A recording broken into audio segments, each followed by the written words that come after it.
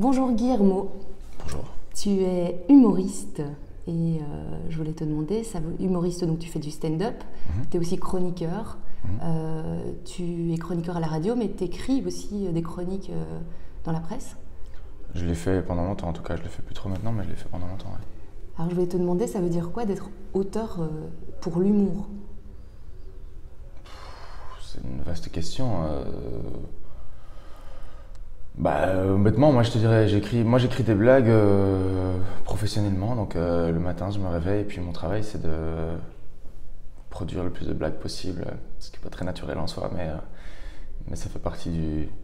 C'est le métier en fait que j'ai choisi, c'est le dernier métier en date que j'ai choisi en tout cas, et ça me semble assez satisfaisant à différents niveaux, en tout cas suffisamment que pour pouvoir avoir envie de continuer à faire ça. Je pense qu'il y a pire au monde que de se réveiller le matin en se disant je vais essayer de trouver des blagues en fait.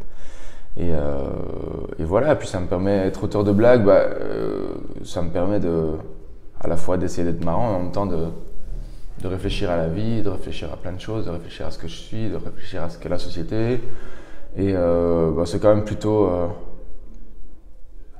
une chance et plutôt un luxe de pouvoir essayer de réfléchir à tout ça et puis d'en faire des blagues après, d'en faire des sketchs ou des trucs ou des chroniques en fonction de ce que je dois faire au jour le jour, quoi.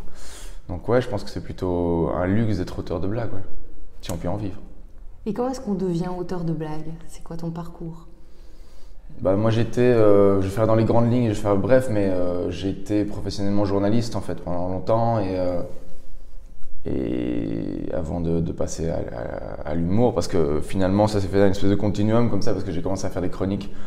En tant que journaliste, j'ai commencé à faire des chroniques un peu plus marrantes, où je me mettais en scène à la première personne et où j'ai d'ailleurs commencé à prendre mon pseudo Guillermo Guise à ce moment-là, pour justement différencier les chroniques drôles que je faisais et les articles plus sérieux. Et puis voilà, puis tout d'un coup, mon Guillermo Guise a pris le pas sur mon Giver Stratton, et puis Guillermo Guise vivait mieux que Giver Stratton quelque part.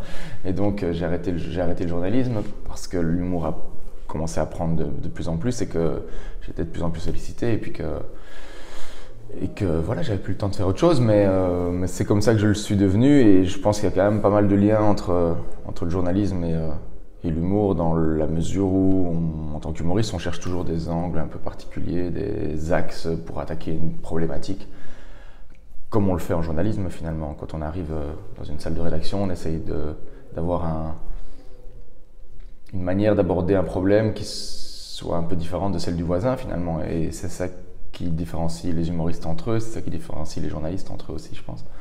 Et donc voilà, c'est comme ça que je suis devenu blagueur professionnel. Et t'as pas suivi de formation par contre? Non, moi j'ai pas fait de théâtre, j'ai pas fait de théâtre en fait. Moi, ma formation, elle est simplement que j'étais un amateur d'humour quand j'étais petit. Moi je regardais les Monty Python quand j'avais 8-10 ans, mon père me faisait découvrir ça.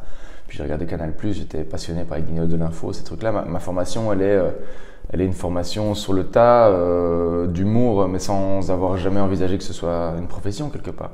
Donc je regardais des trucs qui me faisaient marrer, et puis j'emmagasinais tout ça, mais jamais je me disais que ça allait devenir un jour un métier. Et finalement, ça l'est devenu. Et depuis que je suis sur scène, j'apprends tout seul. En fait, j'ai pas de metteur en scène, j'ai pas de co-auteur. En tout cas dans l'énorme majorité des trucs que je fais, et donc j'apprends tout seul, quoi. Enfin, c'est par essai, erreur, et puis voilà, je deviens meilleur chaque jour. En fait, je progresse. Je pourrais progresser vraisemblablement plus rapidement si je prenais un metteur en scène ou un co-auteur, mais ça m'intéresse pas trop en fait. Moi je considère que c'est un parcours de vie aussi, être humoriste, et plus qu'un métier pur, parce que si c'était un métier pur et que je le faisais uniquement pour la gloriole ou pour le pognon, je m'entourerais de gens qui me feraient progresser plus vite.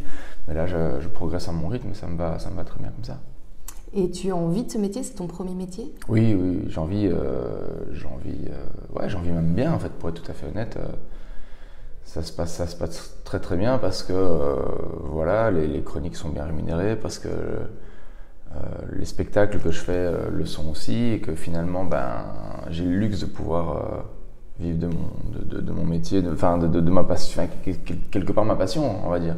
C'était pas un rêve de devenir humoriste, mais c'est devenu finalement une passion. Et aujourd'hui, c'est vrai que là, je suis en écriture par exemple du deuxième spectacle, et je sais que je suis impatient de pouvoir avoir des moments où je vais trouver des blagues pour mon deuxième spectacle en fait. Et donc quelque part, quand on est impatient de travailler, c'est qu'on a plutôt bien choisi ce qu'on voulait faire en fait. C'est ça qui me semble important, c'est de se dire en fait là maintenant je suis excité par l'idée que je veux développer tel sketch, etc. Donc je vais pouvoir trouver du temps et je pense que c'est un luxe aussi. Ouais.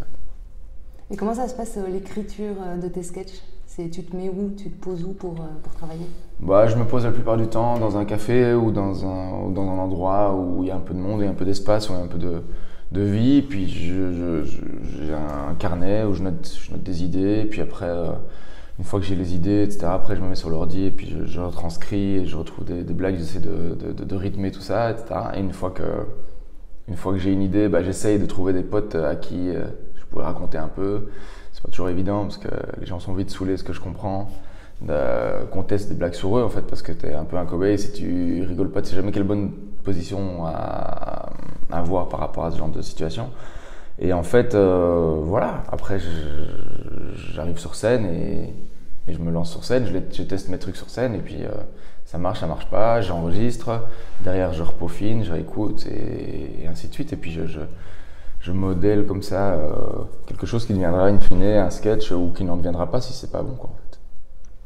Et est-ce que tu penses que la France, puisque toi tu as aussi été engagé en France, notamment sur France Inter, est-ce que tu penses que c'est un passage obligé pour en vivre de ce métier, pour se faire connaître, C'est pas un passage obligé, ça dépend comment tu veux vivre. Je pense que tu peux travailler sur la première si tu travailles de manière régulière ou sur une radio ou sur une télé belge et vivre de ton métier aussi.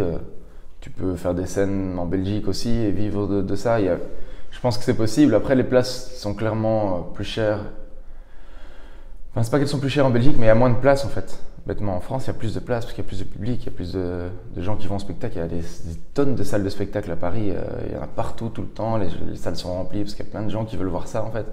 Et donc, de ce fait, à Bruxelles, c'est plus confidentiel en fait.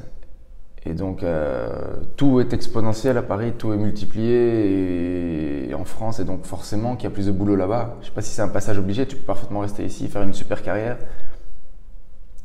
Mais c'est sûr que c'est plus facile d'aller chercher du boulot. Là, il y en a. Clairement, ici, il y en a un peu, mais il n'y en a pas beaucoup. Il n'y a pas des places pour les chroniqueurs marrants. En Belgique, il n'y en a pas 1000. Je veux dire, tu fais quoi? Tu fais là chez Walid sur la première, et puis un petit peu sur RTL, et puis c'est fin de l'histoire, quoi. Alors qu'en France, il y a pas mal de radios qui ont des chroniqueurs drôles à toute heure de la journée, etc. Et donc ouais, il faut aller chercher le boulot là où il est si tu peux. En fait, moi j'ai eu la chance d'avoir la sollicitation de la France où on m'a dit viens, on va voir ce que ça donne, etc. Mais même quand je suis arrivé en France, j'ai fait uniquement des trucs que moi j'avais envie de faire. Et je continue à faire ça. Aujourd'hui, je fais que des choses qui me font marrer et puis ce que j'ai pas envie de faire, je décline à chaque fois. Donc, passage obligé, je sais pas, mais en tout cas, ça peut être un passage. Et est-ce que tu penses qu'il y a des choses à inventer en Belgique pour justement la scène de l'humour? Est-ce qu'il y a des choses à inventer du style des scènes, des salles de spectacle, des aides Ouais, moi je pense pas. Moi par exemple, je fais au Kings of Comedy Club que j'ai appris avec Alex Vizorek notamment, tous les lundis je fais ce que j'appelle la carte blanche où j'amène des humoristes à la fois de Belgique, des humoristes émergents mais aussi des humoristes confirmés de France. Et on fait des plateaux où on joue à 4, etc. Ça commence à se faire de plus en plus des plateaux d'humoristes en Belgique. Parce qu'avant on avait le côté, on fait un spectacle, une personne fait un spectacle, les gens viennent le voir dans une salle de théâtre ici. Je pense que ça se diversifie en fait. Genre la semaine passée, j'avais notamment Elise Moon qui était dans mon plateau, Fari, mais il y avait aussi Dena qui est une humoriste qui démarre ici en Belgique et qui est super, etc. Donc ça fait un espèce de mélange et les gens viennent voir ça et ils se disent tiens finalement j'ai 10 minutes de l'un, 10 minutes de l'autre. Ça fait un melting pot intéressant qu'on n'a pas l'habitude de voir et je pense qu'il y a de plus en plus de gens qui se lancent dans ce genre de scènes-là aussi, qui sont des scènes diversifiées, qui permettent à plus de gens de pouvoir jouer des petits morceaux. Ce qui manque en Belgique et à Bruxelles, c'est justement des scènes dans lesquelles les jeunes humoristes peuvent s'exercer en fait, parce qu'il n'y a rien à faire, à moins que tu sois un génie, que tu sois Mozart de l'humour, si tu peux pas bosser, que tu peux pas monter sur scène et arriver à gérer un public, gérer un stress, gérer un rythme, tu progresses pas en fait. C'est ce qu'ils ont à Paris. À Paris, ils peuvent jouer des dizaines de fois par mois, ce qui est complètement inenvisageable à Bruxelles ou en Belgique. Et donc, ce qu'il y a à inventer, je pense, c'est simplement une scène, parce que j'ai l'impression qu'il y a un public de plus en plus nombreux pour l'humour. Ça l'est à Paris, il n'y a pas de raison que ça ne le soit pas à Bruxelles. Il y a de plus en plus de gens à Paris qui veulent aller voir des spectacles d'humour. Il y en a, je sais pas, des centaines par soir. Je dis pas qu'il faut des centaines de spectacles d'humour par soir à Bruxelles ou en Belgique. Je dis juste qu'il faut simplement répondre à une demande qui est vraisemblablement là, je pense. Et en tout cas, les jeunes humoristes, il y en a plein. Il y a plein de gens qui veulent se lancer, qui sont talentueux, qui sont pleins d'envie et qui ont des choses à raconter. Donc il faut trouver un endroit pour les écouter, quoi. Et est-ce que tu penses qu'une formation comme l'école du rire qui existe au Canada, c'est quelque chose qui serait chouette aussi de mettre en place Moi, je sais pas, je suis partagé par rapport à ça. Je pense que l'école du rire, je ne l'ai pas faite déjà, donc je sais pas exactement ce qui s'y passe et c'est difficile d'avoir un avis tranché complètement. Je remarque que les gens qui passent par là, en général, progressent, clairement, parce que forcément, ils doivent bosser, écrire tout le temps et jouer tout le temps et on leur apprend plein de cordes, en fait, plein de ficelles du métier et c'est bien. Après, derrière, le côté école du rire, moi, par nature, me crispe un peu. Le côté apprendre à être drôle, je trouve ça bizarre, je trouve ça un peu contre nature, mais fondamentalement, pourquoi pas. En tout cas, moi, c'est pas moi qui porterai un projet de cette nature à Bruxelles. Moi, je suis plus pour si quelqu'un veut partager son expérience et dire voilà, moi j'ai fait ça, j'ai fait ça et comment est-ce qu'on peut en discuter et tout, mais apprendre à faire rire, je trouve qu'apprendre à faire rire, c'est un peu, je trouve ça bizarre. Après derrière, quand je vois des gens comme Inno JP ou Roman Fressinet qui sortent de là et qui ont fait des progrès effrayants, je me dis que ça peut servir en effet. Oui. Mmh. Et est-ce que je peux te demander quelle est la nature de tes relations avec l'ONEM ? J'en ai aucune. L'ONEM, je n'ai jamais mis les pieds en fait. Donc moi j'ai toujours travaillé en fait. J'ai travaillé comme journaliste, j'ai jamais été au chômage. T'es pas en statut d'artiste ? Non. Non. T'es indépendant ? Ouais. Je suis indépendant, donc. Mais l'ONEM, je leur souhaite le meilleur.